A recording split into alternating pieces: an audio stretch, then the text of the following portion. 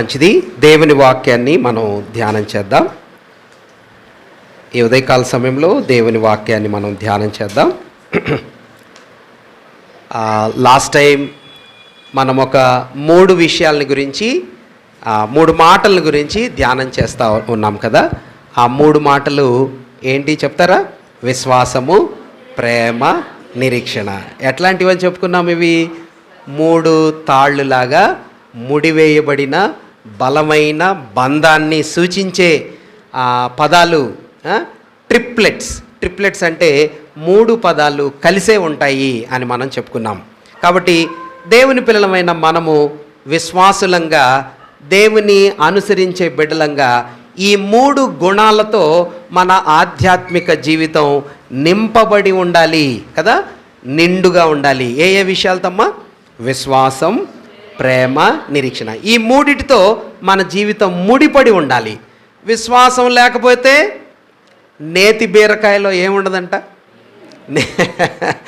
నేతి బీరకాయలో నెయ్యి ఉండనట్టుగా విశ్వాసులమైన మన జీవితంలో విశ్వాసం లేకపోతే చేదుగానే ఉంటాం కదా.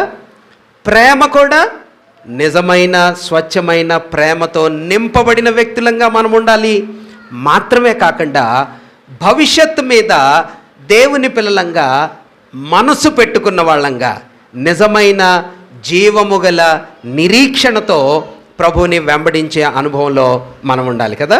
అట్లాగైతే విశ్వాసము, ప్రేమ, నిరీక్షణ, ఈ 3 గురించి ఆఖరిసారి మనం చెప్పుకున్నప్పుడు కొన్ని సంగతులను మనం నేర్చుకున్నాం. ఈ ఉదయకాల సమయంలో అవి ఏ పత్రికలకు రాయబడుతూ, ఏ సంఘాలకు చెప్పబడుతూ భక్తుడైన పౌలు, పేతురు, మరి అలాగా కొందరు భక్తులు వాటిని ఎలాగా ప్రస్తావించారో అనే సంగతులను కూడా మనం చూసాం కదా. ఏ పత్రికల్లో చెప్పారు అని కూడా మనం చెప్పుకున్నాం. Very good. ఏ పత్రికల్లో చెప్పారు చెప్తారా? కొలస్సైలకు చెప్పాడు, తర్వాత రోమీలకు చెప్పాడు, తర్వాత తెస్సలోనికేయులకు చెప్పాడు, తర్వాత గలతీయులకు చెప్పాడు, తర్వాత హెబ్రీలకు చెప్పాడు, తర్వాత పేతురు పత్రికలో చెప్పాడు, తర్వాత కొరింథీ మొదటి పత్రికలో కూడా చెప్పాడు. అలాగా రకరకాల స్థలాల్లో చెప్పబడినటువంటి ఆ మాటలను మనం ధ్యానం చేసాం, గుర్తు చేసుకున్నాం.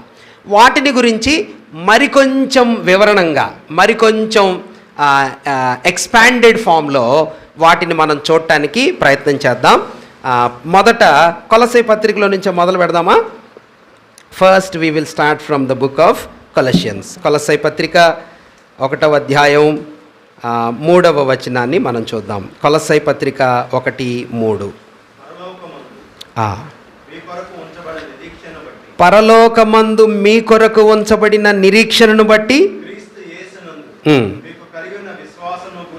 క్రీస్తు యేసునందు మీకు కలిగి ఉన్న విశ్వాసమును గూర్చియు, పరిశుద్ధులందరి మీద మీకున్న ప్రేమను గూర్చియు మేము విని ఎల్లప్పుడూ మీ నిమిత్తము ప్రార్థన చేయుచు తండ్రి అయిన దేవునికి కృతజ్ఞతాస్తుతులు చెల్లించుచున్నాము. వెరీ గుడ్, థ్యాంక్ యూ అన్న. ఈ 3 విషయాలు దేని మీద ఉండాలని భక్తులైన పౌలు కొలస్సైలకు చెప్తున్నాడో మీరు చూసి చెప్తారా? 3 విషయాలు చెప్పాడు కదా. చెప్పునానా? నిరీక్షణ, విశ్వాసము, ప్రేమ. ఇవి దేని మీద ఉండాలా? నిరీక్షణ దేని మీద ఉండాలా? Very good. నిరీక్షణేమో పరలోకం మీద ఉండాలా, ప్రేమేమో పరిశుద్ధుల మీద ఉండాలా, విశ్వాసమేమో ప్రభువు మీద ఉండాలా. సరళంగా గుర్తుపెట్టుకోవడానికి ఇలా చెప్దామా? విశ్వాసమేమో సీక్వెన్స్లో, విశ్వాసమేమో ప్రభువు మీద ఉండాలా, ప్రేమేమో పరిశుద్ధుల మీద ఉండాలా, నిరీక్షణేమో పరలోకం మీద ఉండాలా. అట్లాగైతే మన విశ్వాసం దేని మీద ఉండాలని ప్రభు కోరుకుంటున్నాడు? భక్తుడైన పౌలు కొలస్సై పత్రికకు రాస్తాడు, మీ విశ్వాసము ప్రభువు మీద, మీ ప్రేమ పరిశుద్ధుల మీద, మీ నిరీక్షణ పరలోకం వైపు. 3D అంటారు కదా. 3D తెలుసమ్మా మీకు? 3D మూవీస్ చూసారా? 3D అంటే 3 డైమెన్షన్స్ కదా, 3 డైరెక్షన్స్లో చెప్తారన్నమాట. లెంగ్త్, బ్రెడ్త్, ఆ తర్వాత డెప్త్, విడ్త్. ఈ 3 కలిపి చెప్పాలా. అట్లాగైతే విశ్వాస అనుభవంలో కూడా దేవుని పిల్లలమైన మనకి ప్రభు మీద విశ్వాసం ఉండాలా, పరలోకం మీద నిరీక్షణ ఉండాలా, పరిశుద్ధులందరి మీద ప్రేమ ఉండాలా. ఎందుకని ఇలా చెప్పాడనా? విశ్వాసం ప్రభు మీద లేదా? నిజమే. ఈ నేటి దినాల్లోనే కాదు, పూర్వపు దినాల్లో కూడా కొలస్సై పట్టణంలో ఉన్న విశ్వాసుల యొక్క భక్తి, విశ్వాసము ఎలాగైపోయిందంటే కొన్ని పద్ధతుల మీదకి వచ్చేసింది. ఎవరి విశ్వాసం? మనం చెప్పుకున్నాం కదా, కొలస్సై పత్రిక ఇంకొక పత్రిక 2 సేమ్గా ఉంటాయని చెప్పా కదా. ఇంకో పత్రిక ఏంటిది? అందరూ మర్చిపోయారు. ఎఫ్ఎస్సి పత్రిక ఒకవైపు, ఇంకొక పత్రిక ఇంకోటి ఏంటిది? కొలస్సై. ఈ 2 పక్క పక్కనే ఉంటాయి. కొలస్సై పత్రిక ఏం చెప్తుంది? శిరస్సు. ఎఫ్ఎస్సి పత్రిక శరీరం, బాడీ కదా. కొలస్సై పత్రిక హెడ్, ఎఫ్ఎస్సి పత్రిక బాడీ. అట్లాగైతే ఈ 2 పత్రికల్లో మనం చూస్తాం, దేవుని పిల్లలు ప్రభువుని అనుసరిస్తున్న వ్యక్తులు ఏమైపోయారంటే లోక సంబంధమైన మనుషుల పారంపర్యాచారమును బట్టి లోక సంబంధమైన మూలపాఠములను నమ్మటం మొదలుపెట్టారు. అంటే కొన్ని పద్ధతుల మీద మన విశ్వాసం వెళ్ళిపోయింది. నమ్మినప్పుడు బాగానే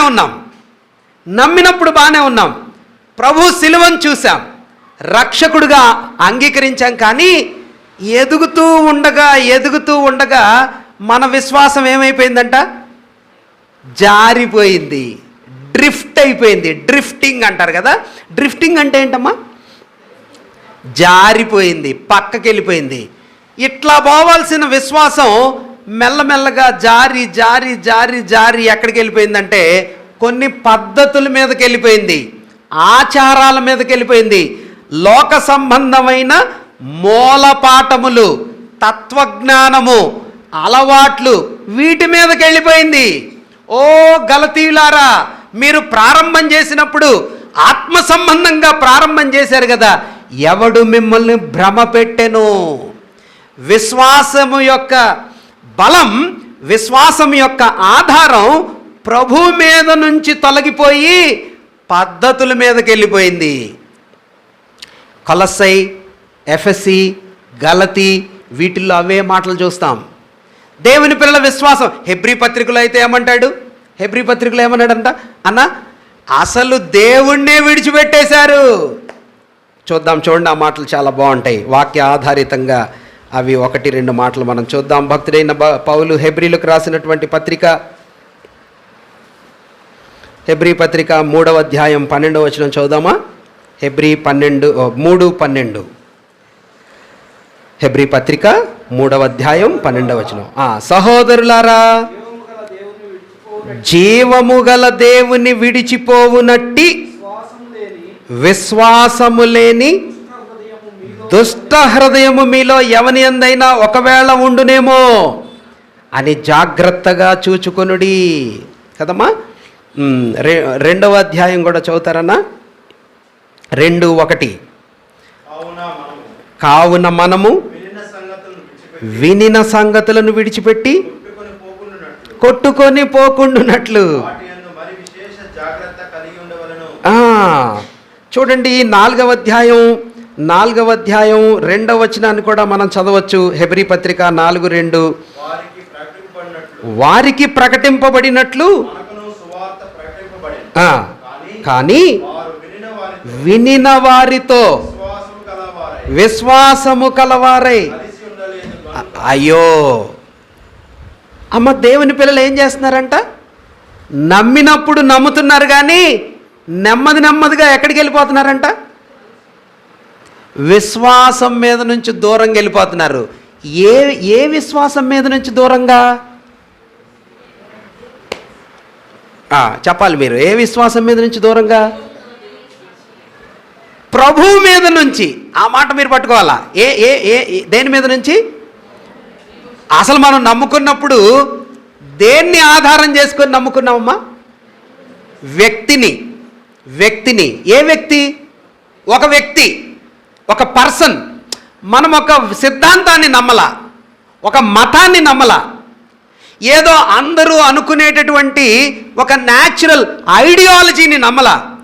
నువ్వు నేను నిజమైన విశ్వాసులమైతే ప్రభువుని అనుసరించటం ఎప్పటి నుంచి మొదలుపెట్టారంటే, సిలువ మీద ప్రభు నా కోసం చనిపోయాడు, ఆయన నా పాపాలను క్షమించటానికే అలా అయిపోయాడు అని మన పాపాలు ఒప్పుకొని దేవుని ప్రేమను అర్థం చేసుకొని మారు మనసు పొంది యేసయ్య నా దేవుడు, యేసు ప్రభువారే నా ప్రభు అని ఆయన మృతులలో నుంచి లేచాడు కాబట్టి నన్ను పరలోకానికి చేర్చగల సమర్థుడు ఈయన అని ఆ మనిషిని నమ్మాం, ఆ పర్సన్ని నమ్మాం, ఆ వ్యక్తి పైన మన నమ్మకం పెట్టుకున్నాం. అప్పుడు బాగానే ఉన్నాం. నెమ్మదిగా ఏమైందనమాట, ప్రభు గొప్పోడేనన్నా, ప్రభు అన్నీ చేస్తాడు, ప్రభు సమర్థుడే, కానీ ఇది కూడా చేయాలన్న పద్ధతులు, ఆచారాలు, సాంప్రదాయాలు, మూలపాఠాలు, లోక సంబంధమైన విశ్వాసం ప్రక్కకెళ్ళిపోయింది. హెబ్రీ పత్రికలో అయితే అసలు దేవుణ్ణే వదిలిపెట్టేశారు, వాళ్ళు విన్న విషయాలను వదిలిపెట్టేశారు, భ్రష్ట మనస్సుకు అప్పగించుకున్నారు. మీ దృష్టి, మీ గురి, మీ విశ్వాసపు హృదయం ప్రభువు లేడు.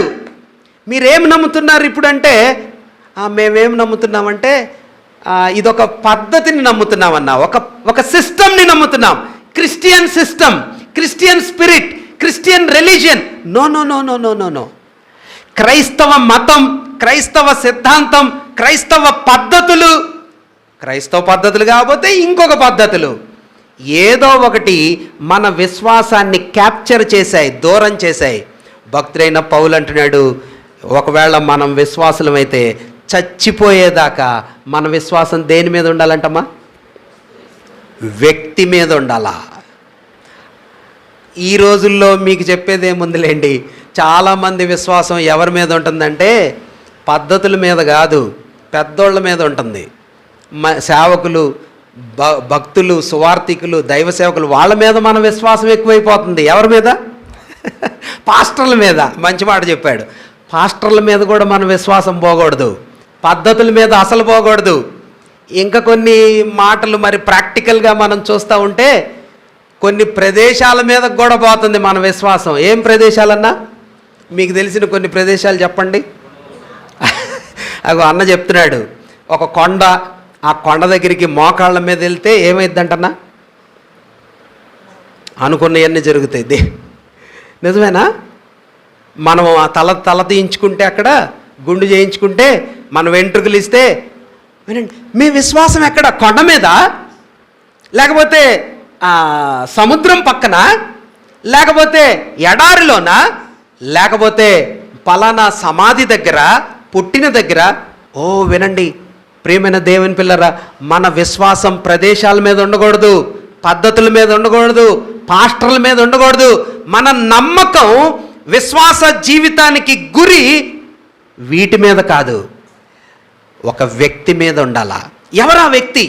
కొలస్సై పత్రికలో మనం ఆల్రెడీ చెప్పుకున్నాం కదా, మన ప్రభు ఎవరంట? శిరస్సు, సంఘానికి శిరస్సు. అన్నిటికంటే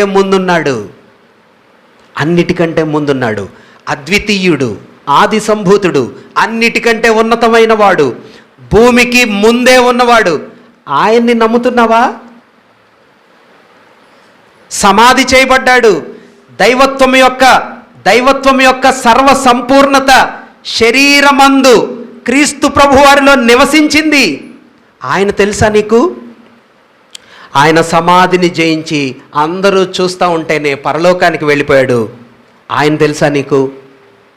రేపొద్దున ఒంటరిగా, వ్యక్తిగతంగా ఎవరైనా నిన్ను అడిగితే, నిన్నెవరు మార్చారని అడిగితే ఏం జవాబు చెప్తావు?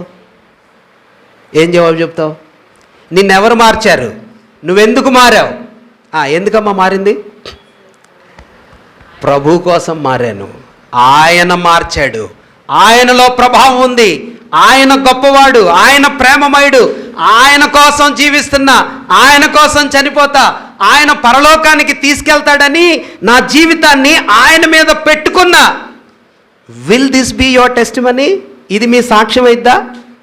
లేకపోతే అయ్యా మా చర్చిలో అందరు తీసుకొని పోతా ఉంటే నేను కూడా బాప్తీసం తీసుకున్నానండి, లేకపోతే అందరితో కలిసి మా ఇంట్లో వాళ్ళతో కలిసి బైబిల్ ఉంది కాబట్టి నేను ఇలా మారానండి. No no no no no no. వినండి ప్రియమైన దేవుని పిల్లలారా, భక్తుడైన పౌలు కొలస్సై పత్రికలో ఇలా చెప్తున్నాడు, మీ విశ్వాసము ప్రభు పైన ఉండాలా. చాలా అద్భుతంగా ఉంటుంది. మొదటి అధ్యాయంలో ఆయన ఆది సంభూతుడు, అదృశ్యుడు, సంఘానికి శిరస్సు, ఆయన మహాఘనుడు, దైవస్వరూపుడుగా శరీరంలో కనిపించాడు, కానీ దైవత్వం అంతా ఆయనలో ఇమిడి ఉంది. ఆయన మీద ఉందా? హెబ్రీ పత్రికలో మనం చూసాం కదా, దేవుని వాక్యాన్ని విడిచిపెట్టారు, జీవము గల దేవుణ్ణి విడిచిపెట్టే భ్రష్ట మనసు ఉందేమో. 12వ అధ్యాయంలో ఏమంటాడమ్మా హెబ్రీ గ్రంథకర్త? హెబ్రీ గ్రంథం 12వ అధ్యాయం 1వ వచనంలో ఏమంటాడు?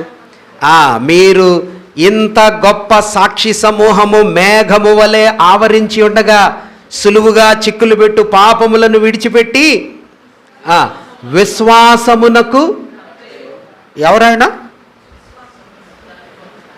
విశ్వాసమునకు కర్త, దానిని కొనసాగించువాడునైనా. ఈ మాట మీరు పట్టుకోవాలా ఈ ఉదయకాల సమయంలో. అబ్రహాము దైవభక్తుణ్ణి దేవుడు పిలిచినప్పుడు, అబ్రహాము జీవితంలో ఏం మేలు జరిగింది? ఏం గొప్ప కార్యం జరిగింది? ఏం ఆశ్చర్యం జరిగింది? ఏం జరిగిందన్నా? సరే, నేను ఒకసారి మీకు చెప్పినట్టుగా ఉన్నాను. నయోమి రూతు వస్తున్నారు కదన్నా వెనక్కి. నయోమి రూతు వెనక్కి వస్తున్నారు. ఎక్కడి నుంచి వస్తున్నారు వాళ్ళిద్దరు? ఎక్కడి నుంచమ్మా?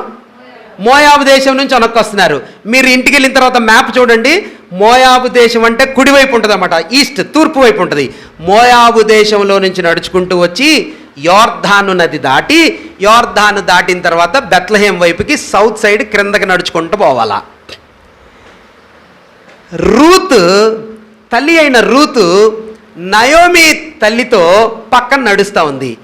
ఏమి మనసులో పెట్టుకొని వచ్చింది ఈమె? రూతు వెనక్కి రావటానికి ఈమె మనసులో ఏమి ఆధారం? వాట్ ఈస్ ద, ఇప్పుడు మిమ్మల్ని ఎవరైనా గుంటూరులో మీ ఇల్లు ఉంది, మన తల్లిదండ్రులు ఉన్నారు, అందరూ మనవాళ్ళు ఉన్నారు. గుంటూరులో ఒక అబ్బాయిని మనం పెళ్లి చేసుకున్నాం. ఎక్కడి నుంచి వచ్చాడంటే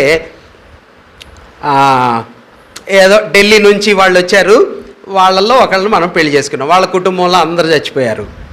ఇప్పుడు మన ఆంధ్ర కల్చరు, మన సిస్టమ్, ఇవన్నీ మనకున్నాయి, మనకి తెలిసినవన్నీ ఉన్నాయి. ఇప్పుడు మన ఇల్లు వదిలిపెట్టి ఒక అమ్మాయి తల్లిదండ్రులు వదిలిపెట్టి, భర్త లేడు, వాళ్ళ అత్తతో కలిసి ఢిల్లీకి వెళ్ళాలా? వెళ్ళిద్దా? ఏమనుకుంటాం మనం సాధారణంగా? ఏం ఉపయోగం ఉంది? పైగా ఏమని వెళ్తుందంటే, వీళ్ళ అత్తతో ఏమని చెప్పుకున్నదంటే, వీళ్ళ అత్త చెప్పింది, మా దేవుడు చాలా గొప్పవాడు, మా దేవుడు చాలా గొప్ప దేవుడు, మంచి దేవుడు, ప్రేమమయుడు, ఢిల్లీలో మా వాళ్ళందరూ ఆ దేవుడిని ఆరాధన చేస్తారు, ఆ దేవుడు మాకు ఆ దేశాన్ని, ఉదాహరణకు అంటున్నా, ఆ దేవుడు మాకు ఆ దేశాన్ని ఇచ్చాడు, మా పితరులు ఉన్నారు, మా వాళ్ళు దేవుడితో మాట్లాడేవాళ్ళు అని చెప్తుంది. ఇట్లా సాక్ష్యం చెప్తుంది. ఏమెవరు చెప్పామా? విధవరాలు, భర్త లేడు, కొడుకులు చచ్చిపోయారు. ఏమన్నా ఏమో చెప్పే మాటలు నమ్మటానికి ఛాన్స్, ఆధారం ఉందా అన్న? మీరు నేనైతే ఏం చేస్తాం మనం? ఏమో సంగతి చెప్పుకోవటం, మనం ఏమంటామన్నా, ఏమో సంగతి చూడండి, భర్త చచ్చిపోయి ఎంత మంచి దేవుడైతే ఇలా భర్తను కాపాడలేడు, ఎంత గొప్ప దేవుడైతే ఇద్దరు కొడుకులు కుర్రోళ్ళు యవ్వనస్తులు, నేను నా కర్మగాలి వేళం చేసుకున్నాను మనం అనుకుంటాం కదా, ఈ అనవసరంగా చేసుకున్నాను. అమ్మ వినండి, రూత్ భక్తురాలు ఎవరిని నమ్మిందో తెలుసా? ఎవరిని నమ్మింది? నీ దేవుడే, నాకేం మేలు అక్కర్లా, నాకేం మంచి అక్కర్లా, నాకేమి అద్భుతం అక్కర్లా, నాకేమి గొప్ప మేలులు ఉపయోగాలు చేస్తేనే, చూస్తేనే, జరిగితేనే నేను వస్తానన్నట్లా. ఏమేమి నమ్మిందంటే, అదృశ్యుడైన దేవుణ్ణి వినిందంతే, కనబడని దేవుని గురించి వినిందంతే. నయోమి ప్రభు ఎలా నడిపించాడో, యోర్ధానుని ఎలా పాయలు చేశాడో, ఇశ్రాయేలుల చరిత్రలో దేవుడు నమ్మకంగా వీళ్ళని ఎలా తెచ్చాడో ఆ వివరాలు చెప్తుంటే విని నమ్మిందంతే. విశ్వసించటానికి మన ప్రభు యొక్క మంచితనం, విశ్వసించటానికి రుజువులతో కాదు, ఆయన శిలువ మీద చూపించిన ప్రేమ, ఆ రుజువు చాలు. అంతకంటే రుజువు అక్కర్లా, అంతకంటే గొప్పదైనటువంటి రుజువు అక్కర్లా కదా. ఒకడు ప్రాణము పెట్టునంతగా ప్రేమించటం కంటే విలువైన ప్రేమ ఏముంది? తలపైన ముళ్ళ కిరీటం పెట్టారు, మౌనంగా ఉన్నాడు. చేతులు గాయాలైపోయి మౌనంగా ఉన్నాడు. ఇంతకంటే ఇంతకంటే ఇంతకంటే ఇంకేమి ప్రేమ చూపిస్తాడు ప్రభు? ఇంకెంత ప్రేమ చూపిస్తాడు? ఇంకెంత విలువైనవి ఆయన నుంచి మనకిస్తాడు? ఈ ఉదయకాల సమయంలో నీ విశ్వాసం, నా విశ్వాసం, నీ గురి, నా గురి, ప్రియమైన దేవుని పిల్లరా, దేవుని మీద, ప్రభువు మీద విశ్వాసం. ఓకే. నంబర్ 2, పరలోకం వైపు నిరీక్షణ, పరిశుద్ధుల మీద ప్రేమ. వీటిని నేను ఇలా చెప్పాలనుకుంటున్నాను. మన గుండెకి ఎన్ని భాగాలు ఉంటాయమ్మా? వేళ్ళు చూసి చెప్పండి. 3 భాగాలు ఉంటాయి. గుండెకి ఎన్ని భాగాలు బాబు? 3 భాగాలు. ఒక విశ్వాసికి ప్రేమ, నిరీక్షణ, విశ్వాసం, ఈ 3 విశ్వాసికి ఉండే 3 గుండెలో ఉండే భాగాలు లాంటివి. ఓకే. ఒకవేళ ఒక భాగానికి ఏదైనా గాయమైందనుకోండి, ఒక భాగానికి చిల్లు పడింది అనుకోండి, ఆ గుండెకి హోల్ పడిందన్నా, నా గుండెలో ఒక భాగం సరిగా పనిచేయట్లేదన్నా అంటే ఎలా ఉంటుందమ్మా పరిస్థితి? ప్రభు మీద విశ్వాసపు భాగం ఫుల్గా ఉండాల. ప్రేమను గురించి కూడా మనం చెప్పుకోవచ్చు. ఒక మాటను మనం చూద్దాం. దేవుని పిల్లమైన మన ప్రేమ, ఒకరితో ఒకరు ఉండే ప్రేమ విధానం ఎలా ఉండాలి? ప్రేమ ఎలా ఉండాలయ్యా? ప్రేమ, దేవుని పిల్లల మధ్యలో ఉండే ప్రేమ, మన ప్రేమ ఎలా ఉండాలంటే, ఎప్పుడు గుర్తుపెట్టుకోండి మీ మనసులో, always it should be in our mind. దేవుని పిల్లల ప్రేమ పవిత్రతతో కూడినదై ఉండాలి. ఎలా దేంతో? ఒకవేళ ప్రేమలో కానీ పవిత్రత లేదనుకోండి, ఎలా ఉంటుంది ఆ ప్రేమ? There is no holiness. Love without holiness, holiness without love. ప్రేమ లేని పవిత్రత, పవిత్రత లేని ప్రేమ. విశ్వాసులమైన మన జీవితాల్లో ఒకరితో ఒకరి మధ్యలో ఉండే ప్రేమ ఎలాంటిదంటే హోలీ లవ్, పవిత్ర ప్రేమ. అంటే ఏంటమ్మా? పవిత్రమైన ప్రేమ. ఎలా ఉంటుంది ఆ ప్రేమ? సెల్ఫిష్నెస్ ఉండదు, పవిత్రతతో, కపటం లేని ప్రేమ, చెప్పునానా, త్యాగపూరితంగా ఉంటుంది. పవిత్రమైన ప్రేమ. పవిత్రమైన ప్రేమ అంటే ఏంటంటే, ఇప్పుడు నేను నా భార్య ఉన్నాం, మా ఇద్దరి ప్రేమ ఎట్లా ఉంటుంది? డిఫరెంట్. ఓకే. ఇప్పుడు నా స్థానంలో ఇంకెవరైనా అదే రీతిగా ప్రేమ ఉందనుకోండి, మనం ఏమంటాం? అది ఎట్లా కుదిరిద్దన్నా? ఇప్పుడు నేను నా భార్యను ప్రేమించినట్టే ఇంకెవరినైనా కూడా అదే స్థానంలో చూస్తే దాన్ని ఏమంటాం? అదిగోండి, అక్రమం, అపవిత్రమైన ప్రేమ. అందరినీ ప్రేమిస్తానన్నా, నేను అందరినీ సమానంగా చూస్తానన్నా, అది దేవుని పిల్లల ప్రేమ. తల్లిదండ్రులకి ఇచ్చే ప్రేమ వాళ్ళకే ఇవ్వాలా, అది పవిత్రమైన ప్రేమ. సేవకుడికి ఇచ్చే ప్రేమ సేవకుడికే ఇవ్వాలా, పవిత్రమైన ప్రేమ. భార్యకి, భాగస్వామికి ఇచ్చే ప్రేమ అతందే, ఆమెదే. ఇంక దానికి సమానత్వంలో దాన్ని పంచుకోవటానికి ఎవరికి సాధ్యం కాదు. అమ్మ, నీ ప్రేమని ఇంకొకళ్ళతో పంచుకుంటేనే భరించలేకపోతే, దేవుని స్థానంలో, ఎవరి స్థానంలో? మరి దేవుని స్థానంలో ఇంకెవరినైనా పెట్టుకుంటే ఆయనకి ఒళ్ళు మండిపోయిద్ది కదా. ఇప్పుడు మనం చెప్పుకుంటాం కదా, నా స్థానంలో నా భార్య ఎవరినైనా పెడితే, తన స్థానంలో లేకపోతే నేను తన స్థానంలో ఇంకెవరినైనా పెట్టుకుంటే మీ జీవితాల్లో మీ భాగస్వాములకి ఇవ్వాల్సిన స్థానంలో మీరు ఇంకెవరికైనా ఇస్తే మీకు ఎంత కోపం వచ్చిద్ది, ఎంత ఉద్రేకం వచ్చిద్ది? అయ్యా అమ్మా, దేవునికి కూడా ఒక స్థానం ఉంది. ఏం స్థానం అమ్మా దేవునికి? అన్న దేవునికి ఏ స్థానం? ఇప్పుడు నేను 10 పట్టు చీరలు తెచ్చా. ఎన్ని తెచ్చా? 10 పట్టు చీరలు తెచ్చా. ఎవరికి ఇవ్వాలి? ఫస్ట్ ఎవరికి ఇవ్వాలా? ఎవరికైనా ఇచ్చుకోవచ్చా? ఒకవేళ మీలో ఎవరికైనా ఫస్ట్ ఇచ్చాను అనుకోండి, నా భార్య ఊరుకునిద్దా? మంచిదైతే ఊరుకునిద్దంట. అంటే ప్రథమ స్థానం ఒకరికి ఉంటుంది కదా. మేము పిల్లలకి ఏదైనా వస్తువులు తెచ్చినప్పుడు ఫస్ట్ ఎవరికి ఇవ్వాలా కదా? పిల్లలు కొట్టుకుంటారు. మన దగ్గరికి వచ్చినటువంటి దైవ సేవకుడు వాళ్ళ కొడుకు అడుగుతున్నాడంట. వాళ్ళ అమ్మ దగ్గరికి వెళ్ళి, నువ్వెవరిని ప్రేమిస్తావు బొడ్డోడు అడుగుతున్నాడంట. అడుగుతుంటే వాళ్ళ అమ్మనిందంట, నేను నిన్నే ప్రేమిస్తా. వాడు అడుగుతున్నట్ట, డాడీ కంటే ఎక్కువ ఎవరిని ప్రేమిస్తావు? నిన్నే ప్రేమిస్తా. వాడు డాడీ దగ్గరికి వెళ్ళి అడుగుతున్నాడంట, డాడీ నువ్వెవరిని ప్రేమిస్తావు ఇంట్లో? వాళ్ళ డాడీ చెప్పండి, నిన్నే ప్రేమిస్తా. మమ్మీ కంటే ఎక్కువ ఎవరిని ప్రేమిస్తావు? నిన్నే ప్రేమిస్తా. అప్పుడు వాడు శాంతిగా ఉంటాడంట. ఒకవేళ వాళ్ళ డాడీ నీకంటే నాకు మమ్మీ ఇంపార్టెంట్, వాడు ఊరుకోడట. చిన్న పిల్లోడికే ప్రేమ కావాలా? చిన్న పిల్లోడికే ఎక్స్పెక్టేషన్స్ ఉంటాయి. భార్యకి, భర్తకి, ఫ్రెండ్కి, సంఘంలో వ్యక్తులకి, మనలో ఉండే సంబంధాల్లో ఒక్కొక్కరికి ఒక్కొక్క ఎక్స్పెక్టేషన్ ఉంటే, మన ప్రభుకి ఎంత పెద్ద ప్రేమ ఎక్స్పెక్టేషన్ ఉందో నీ మీద, నా మీద. నువ్వే స్థానం ఇస్తున్నావో, నువ్వెంత అభిమానం చూపిస్తున్నావో, నువ్వెంత ప్రేమ ఆయన కోసం చూపిస్తున్నావో, he expects so much from us. ఆయన మన కోసం అంత దారపోసి ఇచ్చాడు.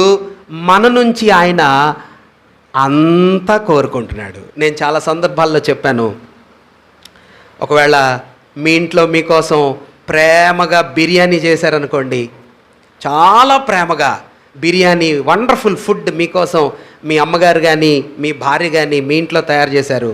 మీరు తిని భలే బాగుంది, అద్భుతంగా ఉందని ఒక 10 రూపాయలు తీసి ఇచ్చారనుకోండి, ఇది చేసినందుకు చాలా బాగుంది బిర్యానీ, ఇదిగో ఈ 10 రూపాయలు ఉంచుకో అని 10 రూపాయలు ఇచ్చారనుకోండి, ఎలా ఉంటుంది వాళ్ళకి? చాలా కష్టంగా ఉంటుంది, మామూలు ఇబ్బంది కాదు కదమ్మా.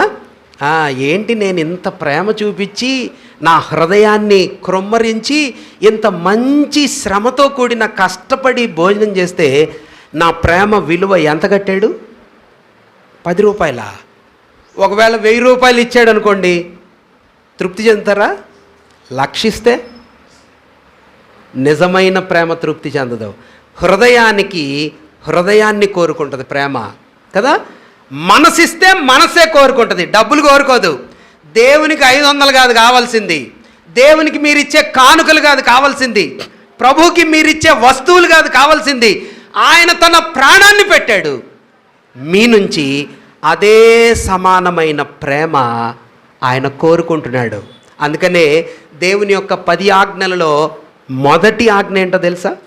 ఏంటిదమ్మా మొదటి ఆజ్ఞ? నీ దేవుడైన యెహోవాని నీ పూర్ణ హృదయంతో, నీ పూర్ణ మనసుతో, నీ పూర్ణ బలముతో నీవు ప్రేమించు. ఎందుకన్నాడు తెలుసా ఆ మాట?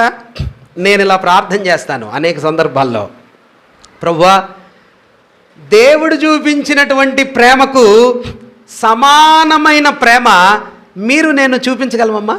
We can't. మనం ఆ ప్రేమ చూపించలేము. కానీ మనమేం చూపించగలమంటే, మనది చిన్న హృదయం అనమాట, మనది చిన్న బుడ్డి, మన ట్యాంక్ చిన్నది, మన ట్యాంక్ ఫుల్గా, మన గంప నిండుగా ఆయనకి తీసుకెళ్ళి ఇచ్చామనుకోండి, అది చాలు.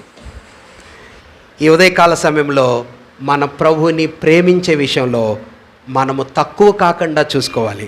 విశ్వాసులంగా మన మధ్యలో ఉండే ప్రేమ ఎలా ఉండాలో ఒక మాట మనం చూద్దాం. అది చెప్పడానికి నేను ఆ వివరణ ఇచ్చాను. 12వ అధ్యాయం రోమాపత్రిక, 12వ అధ్యాయం రోమాపత్రిక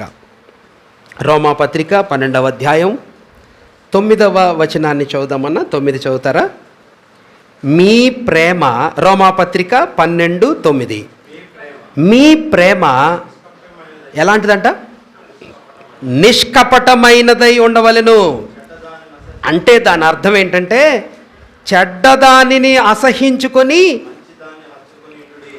మంచి దానిని హత్తుకొని ఉండుడి. సహోదర ప్రేమ విషయంలో ఒకని యందొకడు అనురాగము గలవారై ఘనత విషయంలో ఒకనినొకడు గొప్పగా ఎంచుకొనుడి. ఇలా ఉండాలి దేవుని పిల్లల ప్రేమ. ఎలాగమ్మా? మీ ప్రేమ నిష్కపటమైనదై చెడ్డదానిని, అంటే ఇప్పుడు నేను ఒక బ్రదర్ని ప్రేమిస్తున్నా, ఆ బ్రదరు లేకపోతే ఆ సిస్టరు ఏం చేస్తున్నారన్నా? చెడ్డ పనులే చేస్తున్నారు. ఇప్పుడు ఆ బ్రదర్ని ఆ సిస్టర్ని మనం ఏం చేయాలా? వెరీ గుడ్ అండి, భలే మంచిగా ఉన్నారు మీరు అనాలా? ఏమనాలంటన్నా? నో నో నో, అసహించుకోవాలా, చెడ్డదానిని అసహించుకోవాలా. కానీ మంచి విధానంలోకి నడిపించే ప్రేమ చూపించాలా. బలహీనులను ప్రేమించాలా, పొరపాట్లో ఉన్న వాళ్ళని ప్రేమించాలా, తప్పులో ఉన్న వాళ్ళని నడిపించాలా. కానీ తప్పు చేసేవాడిని ప్రోత్సహించేది నిజమైనటువంటి దైవిక ప్రేమ కాదు. ఇప్పుడు మీ కొడుకున్నాడు, వాడు చెడ్డ పనులు పిచ్చి పనులు చేస్తున్నాడు, రాత్రులు 1 గంటకి ఇంటికి వస్తున్నాడు, ఎక్కడ పడుకుంటున్నాడో తెలీదు. మీరు వాడిని ఎలా చూస్తారు? గర్దిస్తారా? గర్దించరా? అయినా కానీ వాడిని అలానే చూస్తారా? అది నిజమైన ప్రేమ కాదు, గుర్తుపెట్టుకోండి. తండ్రి శిక్షించకపోతే అసలు దేవుని వాక్యంలో హెబ్రీ పత్రిక సామెతల గ్రంథంలో నుంచి ఎత్తి చెప్పేమన్నాడంటే వాడు దుర్బీజుడు. దుర్బీజుడు అని తెలుగులో చాలా పాలిష్డ్గా రాశారు, ఇంగ్లీష్లో చాలా భయంకరమైన పదం వాడాడు. ఒక తండ్రికి పుట్టినోడు కాదు అని రాశాడు. అంటే అసలు ఆడు నా కొడుకే కాదు. అమ్మా, దేవుని పిల్లలమైన మన మధ్యలో ఉన్న ప్రేమ క్రమశిక్షణతో కూడినదిగా, పవిత్రమైనదిగా, కపటము లేనిదిగా, ఒకరితో ఒకరం తప్పులో కలిసి పనిచేసేదిగా ఉండదు. మీరు ఒక చెడ్డ పని చేస్తున్నారు, నేను కూడా ఒక చెడ్డ పని చేస్తున్నా, మేమిద్దరం మంచి ప్రేమికులు అన్నా, దేవుని పిల్లలం అన్నా, సేవకులు అన్నా, అందరం ఒకటేనన్నా. No no no no no no, అలా కుదరదు. నిజమైన ప్రేమ, భర్త రోజు 50,000 తెస్తున్నాడు అనుకుందాం. ఎంత తెస్తున్నాడమ్మా? 50,000 తెస్తున్నాడు. భార్య చాలా హ్యాపీగా ఉంది. నా హస్బెండ్ అంత బాగున్నాడండి, రోజు 50,000 తెస్తున్నాడు. చాలా రోజులు అలా తెస్తున్నాడు. భార్య ఏం చేయాలా? అడగాల. ఏం అడగాల? ఎక్కడి నుంచి తెస్తున్నావు సార్? ఎక్కడి నుంచి వస్తున్నాయి నీకు రోజుకి 50,000? నీ జీతం అంత కాదు కదా, నీ పని అంత కాదు కదా, 50,000 ఎక్కడి నుంచి వస్తున్నాయి నీకు? నిజమైన ప్రేమికురాలైతే ఏం చేస్తుందంటే, నువ్వేదో తప్పు చేస్తున్నావు, నాకు వద్దు డబ్బులు. అమ్మ వింటున్నారా? కొడుకు తెస్తున్నాడు, భార్య తెస్తుంది. భార్య ఏదో లేకపోతే పిల్లలు ఏదో తప్పు విధానంలో జీవిస్తున్నారని మీకు అర్థమైనప్పుడు స్వచ్ఛమైన, నిజమైన, పవిత్రమైన ప్రేమ వాటిని గర్దించిద్ది, వాటిని హెచ్చరించిద్ది. ఇది సరికాదు, ఇది నిజం కాదు, ఇలా ఉండకూడదు అని హెచ్చరించేది నిజమైన ప్రేమ. ఒకవేళ అలా హెచ్చరించట్లేదు, గర్దించట్లేదు, షరామామూలుగా నడిపిస్తున్నారంటే ఆ ప్రేమలో కల్తీ ఉంది. దేవుని పిల్లల ప్రేమ నిష్కపటమైనదై, పవిత్రమైనదై, అనురాగంతో కూడినదై. అనురాగం అంటే అనురాగం చాలా ఆప్యాయత ఉంటుంది అన్నమాట అందులో. అలా ఉండాలా. ఒకటి దేవుని మీద విశ్వాసం, పరిశుద్ధుల మధ్యలో ప్రేమ, పరలోకం పైన నిరీక్షణ. దీన్ని మనం ఇలా చెప్పుకుందామన్నా, ఏం చెప్పుకుందాం? గుండెలో ఉండే 3 భాగాలు లాంటిది. ఈ 3 పదాలు ఎలాంటివి అనమాట? ఒక విశ్వాసి గుండెకి ఉండే 3 భాగాలు లాంటివి అని మీ మనసులో గుర్తుపెట్టుకోండి. 2-3 వచనాలు చూద్దాం. తెస్సలోనికైలకు భక్తుడైన పౌలు రాసిన పత్రిక, తెస్సలోనికైలకు పౌలు రాసిన పత్రిక 5 అధ్యాయం 8వ వచనాన్ని చూద్దామన్నా.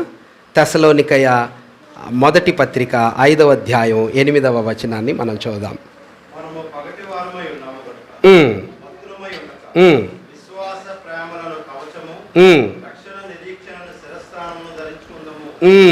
ఇక్కడ విశ్వాసము ప్రేమ ఎలా ఉన్నాయంటన్నా? కవచం. ఆ తర్వాత రక్షణ నిరీక్షణ ఎలా ఉన్నాయన్నమాట? వీటి పోలికలు నేను మీకు చెప్తాను ఫాస్ట్గా, సమయం కూడా త్వరగా అయిపోతుంది.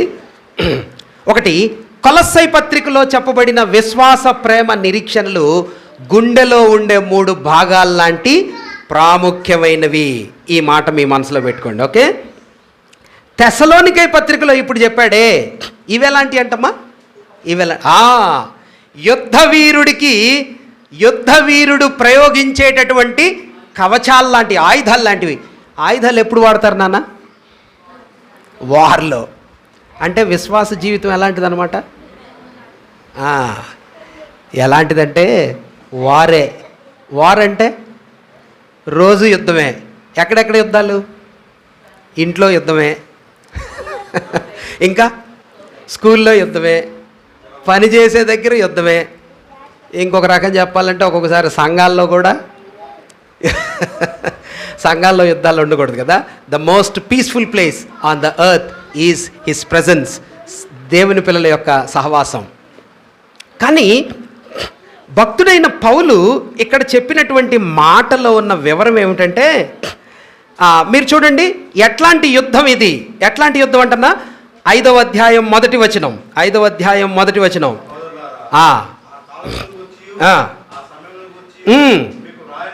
అన్నా ఎప్పటిదంటన్నా? ఆ కాలం అంటే ఏ కాలం? ప్రభు వచ్చే సమయం. ప్రసవ వేదన పడినట్టుంటుంది ఆ సమయం. గర్భిణీ స్త్రీకి ప్రసవ వేదన కలిగినట్టు అకస్మాత్తుగా నాశనము తటస్థిస్తుంది.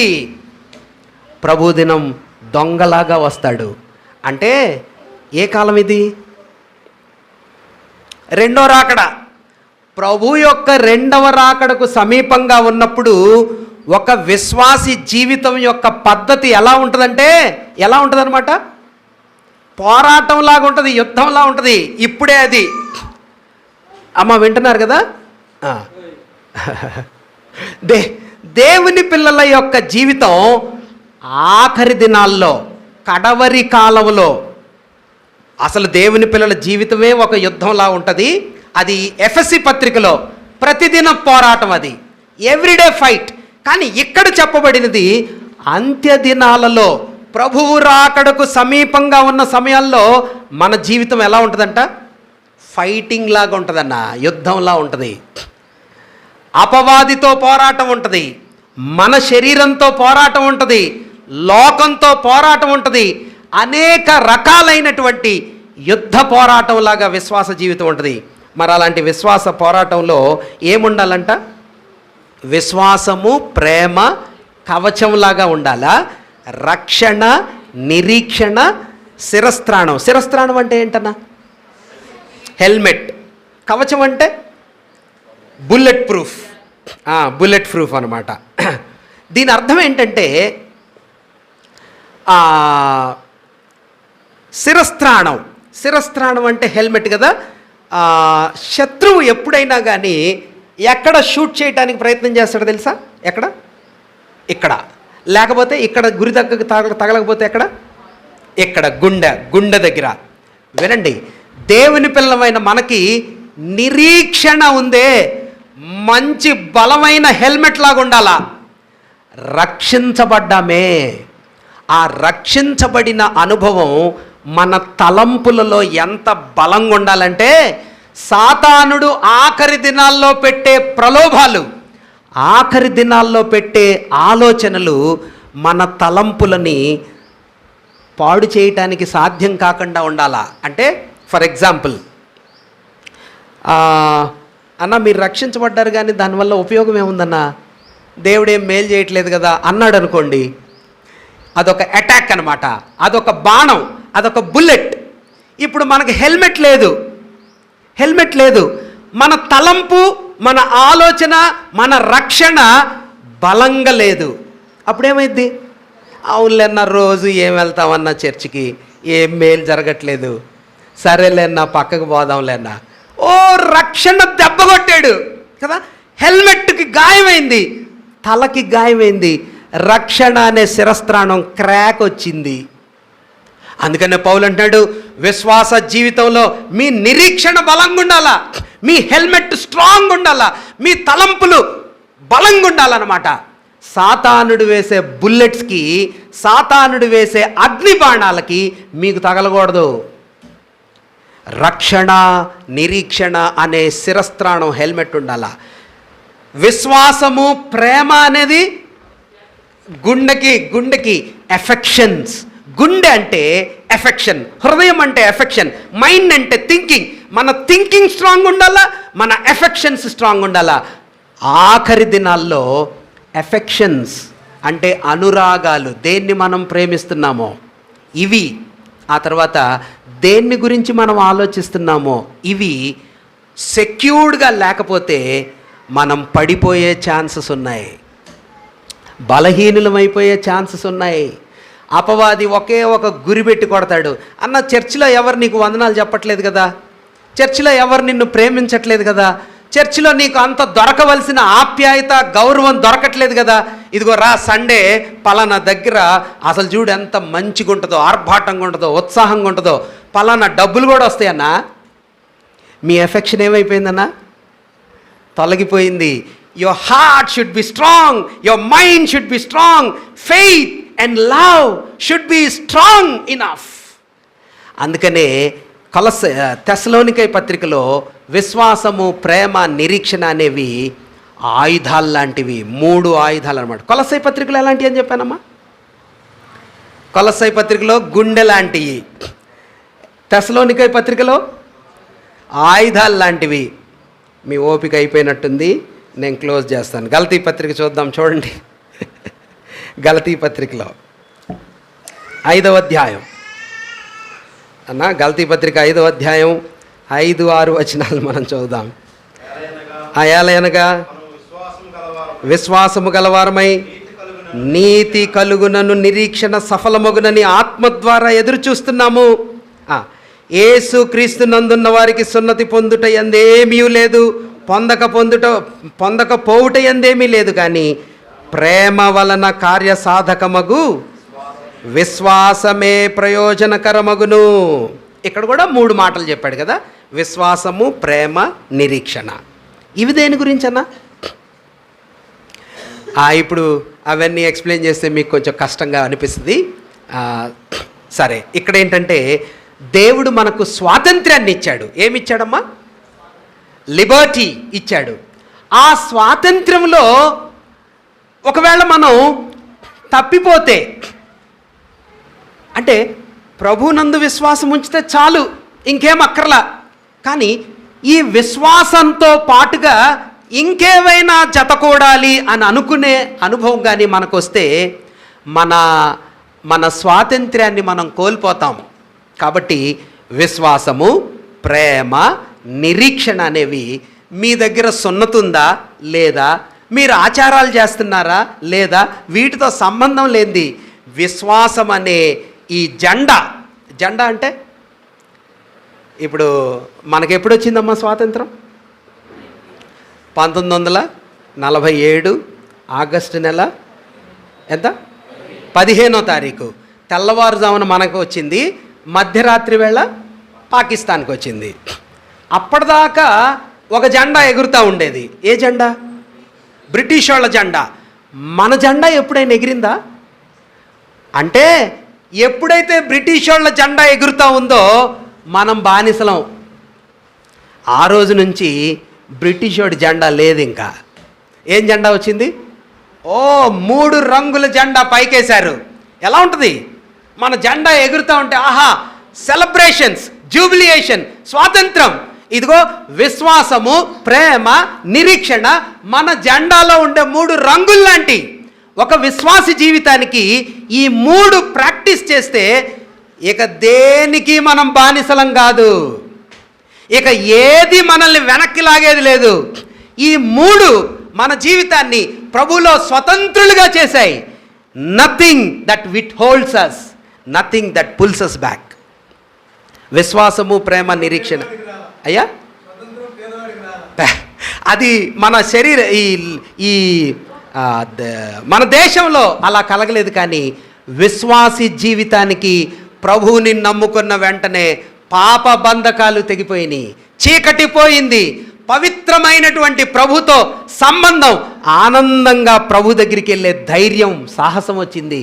ఇక నో మోర్ సాబ్గిరి, నో మోర్ దాదాగిరి, నో మోర్ ఏమంటాం మనం, అది మన కమ్యూనిస్ట్ వాళ్ళు బాగా చెప్తారు కదా, దొర కింద లేము కదా, జమీందారుల కింద లేము. ఏమైపోయాం? ప్రతివాడు స్వాతంత్రుడే. విశ్వాసము, ప్రేమ, నిరీక్షణ మన జెండాల్లో ఉండే స్వాతంత్రపు ఆనందాన్ని ఇచ్చాయి. కొలస్సై పత్రికలో గుండెలో 3 భాగాలు, తెసలోనికై పత్రికలో ఆయుధంలో, యుద్ధంలో 3 ఆయుధాలు. మరి ఇక్కడ ఏది? గలతీ పత్రికలో స్వాతంత్రంలో ఒక జెండాలో ఉండే 3 రంగులు లాంటివి. మంచిది, మిగిలిన వాటిని తర్వాత చూద్దాం. మీ రోమా పత్రికలో చూస్తారు ఒక మాట, 5:2 చూడండి అన్న. రోమా పత్రిక 5:2 ఒక్క మాట చూసి నేను క్లోజ్ చేస్తాను. 5వ అధ్యాయం 2వ వచనం, రోమా పత్రిక. మరియు ఆయన ద్వారా విశ్వాసము వలన ఈ కృపయందు ప్రవేశము గలవారమై అందులో నిలిచి ఉండి దేవుని మహిమను గూర్చిన నిరీక్షణను బట్టి అతిశయపడుచున్నాము. ఆ క్రింద చూస్తే 5వ వచనంలో ఆ దేవుని ప్రేమ మన హృదయాల్లో క్రొమ్మరించబడింది. ఏంటిదంటమ్మా?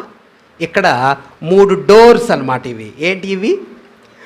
3 దర్వాజాలు. ఏం దర్వాజాలన్నా? There are 3 doors for a believer to enter into the relation with God. ఏంటి అయ్యి? 1 విశ్వాసం అనే డోర్ ఓపెన్ అయింది, నిరీక్షణ అనే డోర్ ఓపెన్ అయింది, ప్రేమ అనే డోర్ ఓపెన్ అయింది. ఆహా, ఎంత బాగుందో! రోమా పత్రికలో అంటున్నాడు, కృపా ప్రవేశంలోకి వచ్చాం. కృపలోకి రావాలి అంటే విశ్వాసం ఉంచాం. దేవుని ప్రేమ మీ హృదయాల్లో కృమ్మరించబడిందంటే అదిగో ప్రేమ అనే ద్వారాలు పరలోకం నుంచి తెరిచాడు. మీ నిరీక్షణ పరలోకమందుంది, పరలోకాన్ని కూడా తెరిచేశాడు. దేవుని పిల్లలకి 3 డోర్స్ ఓపెన్గా కనిపిస్తున్నాయి. అవేంటంటే విశ్వాసము, ప్రేమ, నిరీక్షణ. మంచిది, మీరు చెప్పండి, నేను క్లోజ్ చేసేస్తాను. కొలస్సై పత్రికలో ఈ 3 పదాలు గుండెలో ఉండే 3 భాగాలు లాంటివి. తెసలోనికై పత్రికలో ఈ 3 పదాలు విశ్వాస యోధులకు ఉండే 3 ఆయుధాలు లాంటివి. తర్వాత గలతీ పత్రికలో ఉండే ఈ 3 పదాలు మన విశ్వాస స్వాతంత్ర్యంలో ఎగరవేసే జెండా లాంటివి. రోమా పత్రికలో ఈ 3 పదాలు విశ్వాస జీవితంలో మనం ప్రవేశించే మహిమ ద్వారాలు లాంటివి. ఇంకా దేవుని చిత్తం అయితే సమయం అనుమతిస్తే తర్వాత చూద్దాం. ఇవి మీ మనసులో జ్ఞాపకం పెట్టుకోండి. విన్న మాటలు ప్రభు మనందరి వినికిల్లో దీవించునుగాక.